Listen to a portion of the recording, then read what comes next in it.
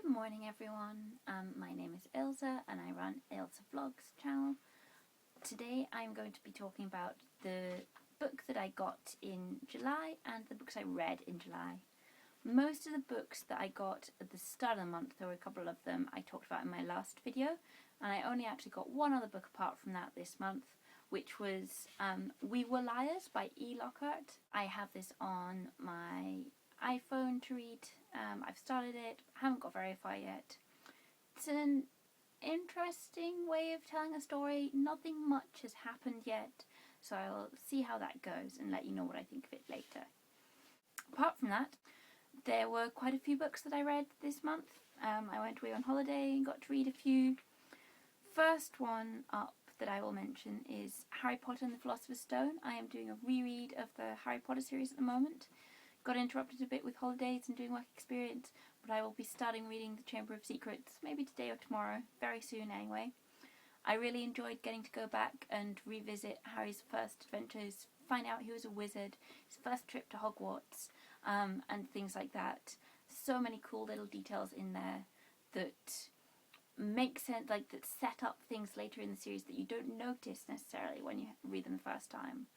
Like, one I found that stood out was when Harry goes to buy his wand, Ollivanders tells him that his dad's wand was good for transfiguration. Of course it was! He can turn himself into a stag. Of course he went for a transfiguration wand. Anyway, moving on from there, another ebook I finished this month that I don't have to show you because it is on my computer is A Darker Shade of Magic by V.E. Schwab. I think that's how you say her name. That book was great. I loved it. I will be doing a review of it soon. It's about a boy called Kel who lives in a world which he thinks of as Red London. I think I'm going to mix my worlds up now, I know. But he can also travel between worlds to parallel Londons. And they have different amounts of magic in each world. And he smuggles objects between worlds for people, which you're really not meant to do. It's highly illegal.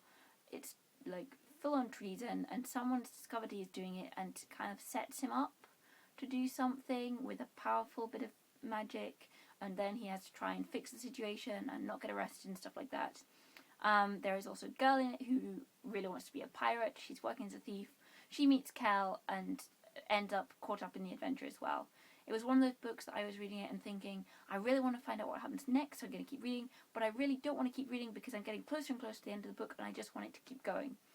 The sequel for this is not out yet. I believe it comes out in February or so next year, and I can't wait for that. I'm really excited to get it when it does come out. Next books. These are roughly in order, but not really. I read Shards of Hope by Nalini Singh way back at the start of the month. And this was the latest in her Psy Changeling series. This one focuses on two of the Psy, Aiden and Zara, I think that's how you say her name, who are both in the Arrow Squad, which is the elite squad, who like try to keep peace in the net, basically. It doesn't stand out as one of my absolute favourites, but it was definitely very good. I really liked it. Let me know what you thought of it if you have read it. I'm really interested in seeing where this series goes next. I will probably do a very short video of this. I'm definitely going to review it on my book blog, which I will link down below. So I will maybe just post a link to that when I have posted it rather than doing a video review, because seeing as it's so far into the series, I don't have much to say about it if you haven't already read the series, and if you're already reading it, you probably already love it and don't need encouragement to read the rest. Next, I read Clariel by Garth Nix. This is set in the same world as his Old Kingdom series, but it's set several hundred years before the other one. It is about Clariel, who has moved to the big city, Belissaire, with her family. She just wants to go and live in the woods and be like a hunter and get on with her quiet life by herself. But her parents have other ideas. They want her to have a good marriage to someone influential. They want her to go to school and things and just basically take up city life. She gets mixed up in some magical things, of course, in this world, and it's kind of about how she balances these things. It was also interesting to note that Clariel is asexual, which I don't think I've ever read a book with an asexual character. And that is, it's not like a key focus of the book, but it is, it was something different about, it was another thing that made her separate and really wanting to be, really not fitting in so well. There is a boy who likes her and she has to be really insistent. It's like, look, I'm just not interested. I'm never interested in stuff like that. So yeah, that one was very good. If you're a fan of the Old Kingdom series, I recommend it. If you haven't read any of these series yet and are looking for a place to start, you can start with this one. You're not missing out on anything if you start with this one. I think it explains how things go very well, but I think you will get more out of it if you've read the other books first. There were lots of little references and things. If you read the other books, there is Mogget in them, this little cat, who he makes an appearance, and stuff like his appearance meant more to me, I think, because I'd read the others. And other little mentions like that, hints of things that if you've read Gavnik's other Old Kingdom series books, then they were like Easter eggs in a way. Things, little things that add something to the reading experience. And I don't think you wouldn't have got those if this is your starting book, but you can definitely start with this one if you want to. Next, I read Paula Hawkins' The Girl on the Train. I did not like this book. I am writing a book review for it as we speak. I found this book incredibly boring. It's not that it's a badly written book. It is well written. I just think it's a terrible story. It's narrated by 3 different women at different times.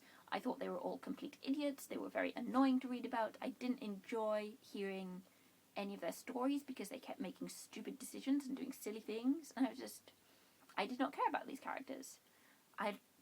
They was too annoying. I wanted them to, I didn't care. They do silly things, and it was like, well, why do I care? You are being an idiot. I do not care about your story. So, read that one now. Done with that. Don't need to come back to a book like this. Don't feel the need to go and read Gone Girl or anything like that, which the other one people kind of compare it to. Yeah, I'm not going to bother with that. I read and loved back to another fantasy series, Iceforged by Gail T. Martin. This is the first in a series of hers. I thought it was a trilogy. My dad's just finished reading book 3 and he says it wraps some things up but leaves lots of openings. So we think there is probably going to be more to the series than that. So I'm not going to rush to read through these knowing that the end of the series isn't there yet. But anyway, this was a very good fantasy novel. It is about a guy called Blaine who at the start of the book is exiled for killing someone. He is sent with a bunch of prisoners to the north of this continent, to a place that has a very cold, icy climate. They get endless days in the summer and they get no sunlight in the winter, which was really interesting to read about how they settled there. In terms of what kind of setting it is, it's a fantasy world. There's different continents that you hear about. It's not medieval settings, that's too long ago, but it's kind of the typical levels of technology that you get in a fantasy world. There are taverns and things like that, castles. There's no electricity, but we've got glass in the windows exists. They are making things in their forges that can be quite clever to make. Typical fantasy setting. So he's away on this world and their supply ships stop coming. But I don't really know how to describe it. I will leave a link to it down below. It's a very good fantasy story if you like that sort of thing. People saving the kingdoms, magic, coming, going, things like that. Very good book. I will review that one soon and probably give you a much more cohesive answer of what it's about because I know that was a terrible description. The final book that I finished reading in July that I'm going to talk about is All the Light We Cannot See by Anthony Doerr? I think that's how you say it. Again, this one is fiction. It's set in the real world, which is... I read these books, but I read fantasy more often. This one is set during the Second World War. It is about a girl called Marie-Laure who is blind. She goes blind when she's about 6 years old, and her dad makes her a little wooden model of Paris, of their neighbourhood, so that she can feel where stuff is and learn her way around. It's also about a boy called Werner who lives in Germany. He grows up in an orphanage and learns to use radios. the chapters kind of alternate a chapter each of who's telling the story, and you get Marie-Laure as she and her father leave Paris as the Germans are coming towards the city, and they go out to a little town where people try to do some work, like resistance work, and she gets drawn into that. And at the same time, Werner he's kind of being trained to be a soldier at this very private boarding school just because of his ability with radios, and he's getting all the German propaganda there, all the Nazi propaganda and stuff, and he disagrees with it, but he doesn't really have a choice in the matter. Just like there aren't many things that he can do. And eventually they do end up in the same town. It's a very good story. It's very well written. And I think I will be definitely doing a written review this soon, possibly a video review of it as well. So those are all the books that I finished reading in July. Let me know if you have read any of them, if you have thoughts on any of them, and I will talk to you soon with some more reviews. Have a good day.